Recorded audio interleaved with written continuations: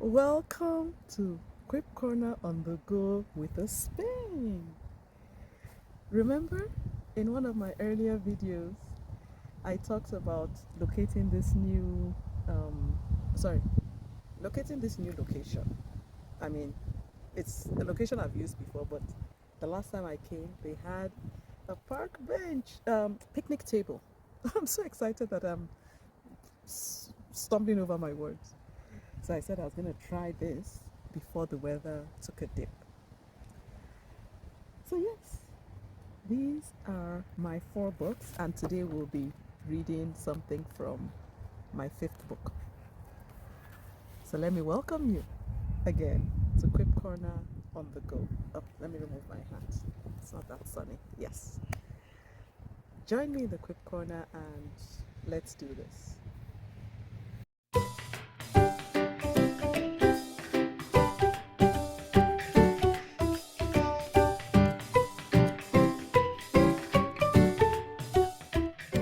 Thank you for staying tuned. For those who know me, you know I like dates. I like to celebrate whatever can be celebrated. Of course, I celebrate every day of life because it's a gift that we should never ever take for granted. So, I found out that October 16th is National Bosses Day.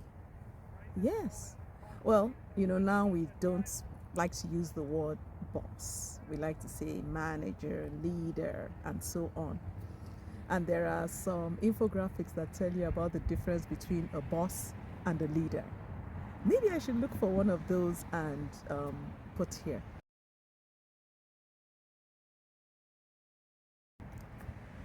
Having said that, the history of National Bosses Day is interesting. A lady wanted to honor her boss and registered the date, October 16th, with the Chamber of Commerce. And October 16th happened to be her father's birthday, and her father happened to be her boss. When I read that, I wondered, was she looking for a reason not to buy him a gift, or a reason to give him another gift? Whatever. We can put that to the side because there are people who are for or against the National Bosses Day. Well, before the wind blows this away, let's get to the quip. So once again, because I like numbers, I decided to choose quip 16. Quip 16 from 101 quips and quotes to put to work at work. I also call it the workbook. So quip 16 says, there goes one. Let me put it back up.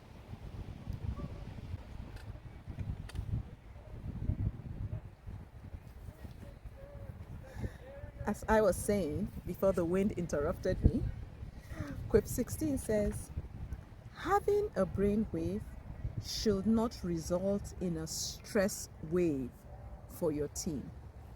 Having a brainwave should not result in a stress wave for your team. Okay, let's loop this to National Bosses Day. The whole intention behind National Bosses Day is to appreciate your boss, your manager, your leader for the work they put in, how they try to keep you engaged. Okay, now I'm putting words into the matter, but definitely the bottom line is to appreciate your boss. We'll just leave that there. Let's not get distracted. And then there were 3. But yes, we know that there are 5 books. Don't be distracted by that. The wind is doing its thing. Let's do ours. So, when this quip dropped in my heart years ago, the background story to it is I am a very, very imaginative and creative person. And now and again, I have these brain waves. I'm like, oh, why don't we do it this way? Or why don't we do something differently? Or why don't we do something new? I'm always coming up with ideas. Those who I have had the pleasure of working with can testify to this. And I'm really open to new ideas. I'm not saying we implement everything, but I'm open to new ideas. And it just occurred to me that as a leader, having those brain waves should not be creating stress for your team members. Because what I have found, even in my leadership journey, sometimes I have overlapping brain waves. So I'm like, oh, let's do it this way. And then maybe I sleep on it or slip on it. And then I'm like, no, let's do it differently. And then I have a different idea, and so on and so forth. So, really, are you one of those leaders that just exhausts and exasperates your team members because you're always coming up with new ideas? There's nothing wrong with coming up with new ideas, because we know that the only thing that's permanent in life is change. But don't change just because you can.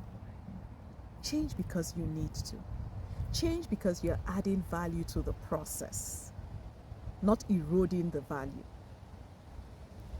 I'm curious, for people who have bosses who are creative or imaginative, or who have, that continuous improvement bug constantly keeping them on the go.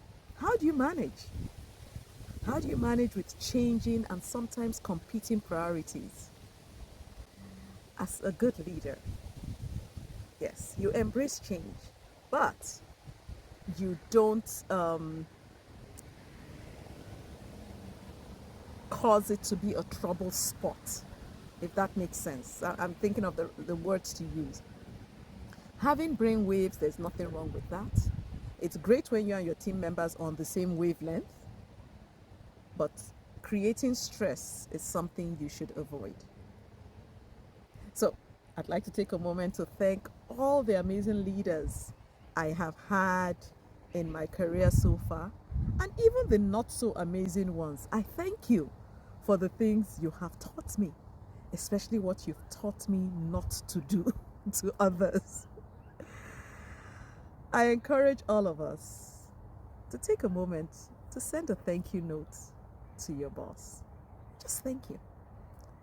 A lot of times, I find people are saying, yes, I expect recognition and maybe reward from my leaders. But why don't we flip it today and now and again when we say thank you to our bosses? Would you? Yeah, I hope you do. Some of your bosses will be like, what just happened? What did I do right or wrong for this thank you to be coming? Let that be a new culture where you say thank you. Because like my mother taught me, thank you is a very sweet way of living. Before I leave you, did you get that?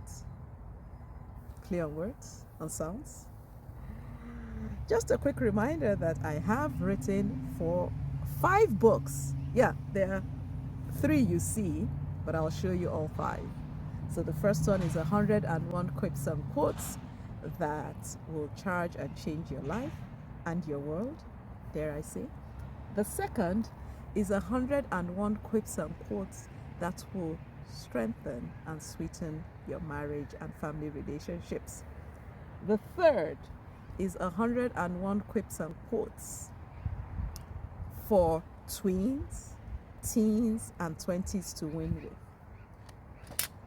The fourth, I'm sure it was not shy, is 101 quips and quotes that will equip you for an amazing life. Yes, bring your zing, because you are amazing. And the fifth one, which we read from today, which I call the workbook, is 101 quips and quotes to put to work at work. Oh, you want to see the covers better? All right, let's do that. Book 1, Book 2,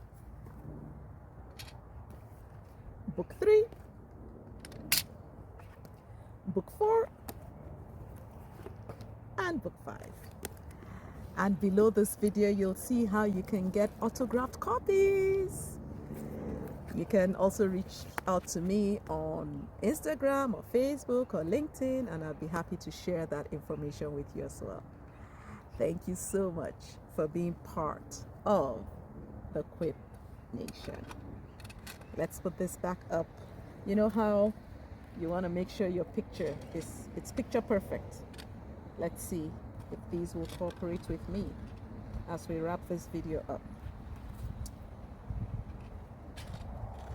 Thank you for your patience with me and these stands, and of course the wind.